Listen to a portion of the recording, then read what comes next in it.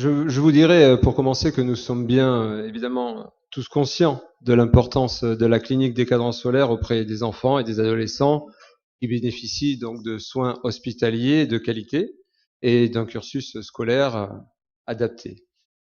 Nous entendons aussi que l'établissement nécessite des travaux de rénovation, mais il peut y avoir des subventions importantes pour cela, notamment au niveau de tout ce qui concerne le développement durable, la transition énergétique qui a été évoquée au début de la présentation.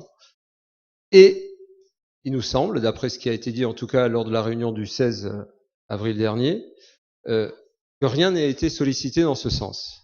Donc, on y voit au travers de ces subventions possibles une alternative crédible à un projet en tout cas peut-être beaucoup plus modeste, voire à ce qu'il n'y ait pas de projet du tout, pas de vente de terrain, si finalement il y avait la possibilité de faire financer une partie suffisante des travaux par des aides diverses et variées. J'ai entendu effectivement, Laurent Saint-Pérer l'a redit, qu'il y aurait de toute façon, dans le pire des cas que l'on ne souhaite pas, une intervention donc de l'ARS et des organismes de tutelle.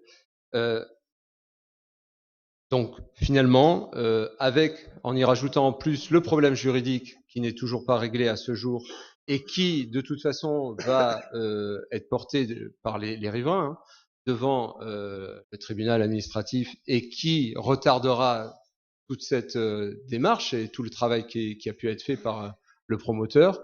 De toute façon, à ce stade, pour le projet qui est présenté et pour les raisons qui sont présentées pour réaliser ce projet, j'ai un avis défavorable.